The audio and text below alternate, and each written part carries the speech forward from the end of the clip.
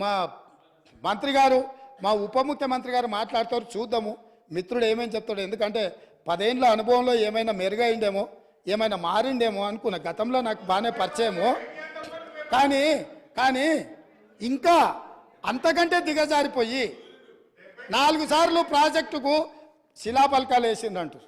మంచిదే, ఫస్ట్ ప్రాణహితనే ఉండే, చేవెళ్ళ చెల్లమ్మ అడిగితే చేవెళ్ళ దగ్గరకు వచ్చింది. శిలాపలకం వేయొద్దా? ఇవాళ వారి పక్కనే ఉంది కదా చేవెళ్ళ చెల్లమ్మ. ఎందుకు ఆ అక్క కూడా చెప్తలేదు హరీష్ నువ్వు మాట్లాడేది తప్పని? చేవెళ్ళ ప్రాజెక్ట్ ఆగిపోతే అక్కతో పాటు మేము కూడా ధర్నాకు పోయి లోపలికి దిగినాం కదా.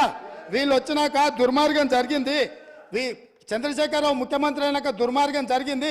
మెదక్ జిల్లాకే పరిమితం చేసుకున్నాడు, రంగారెడ్డి జిల్లాను ఎండబెట్టిండు, చేవెళ్ళ వికారాబాద్ పరిగి తాండూరు వరకు ఇవ్వాల్సిన గోదావరి జలాలను చంద్రశేఖరరావు దిగమింగిండు, మల్లన్న సాగర్కే ఆపేసిండని అక్క ధర్నా చేయలే. తమరు కూడా వచ్చింది కదా అధ్యక్ష. ఇవాళ ఎదురుగ్గా కూర్చొని పచ్చి అబద్ధాలు మాట్లాడుతుంటే మా అక్క మా జిల్లా కోసం మాట్లాడతలేదంటే నాకు ఆశ్చర్యం అనిపిస్తుంది. సబ్జెక్టే ఇది.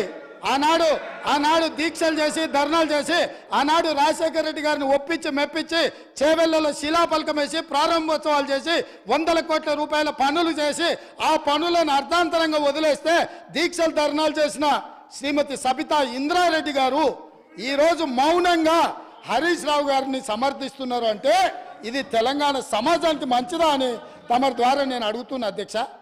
నేను ఆ ప్రాంతం నుంచి వచ్చినాం అధ్యక్ష, వాళ్ళు ఎన్నుకుంటూ వచ్చినాం, మనకు బాధ్యత లేదా అధ్యక్ష? సరిదిద్దాల్సిన బాధ్యత మన మీద లేదా? ఎదురుగా ఉండి 6 అడుగులు నిలబడి ఆయన అబద్ధాలు చెప్తుంటే అక్క ఒక్క మాట కూడా తమ్మి ఇది తప్పు అని అనకపోతే ఎట్లా?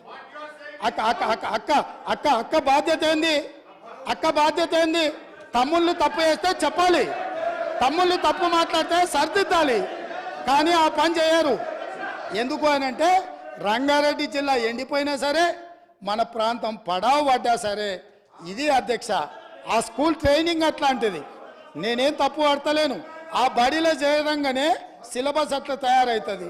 పెద్దలు మా శ్రీహరి గారు కూడా పాపం మంచోడు, విషయం అవగాహన ఉన్నాడు, కానీ ఆ స్కూల్లో చేరంగానే శ్రీహరి గారు కూడా పాపం ఒత్తిడికి లోనయ్యి వాళ్ళు ఏం చెప్తే అది చెప్పే పరిస్థితి వచ్చింది అధ్యక్ష.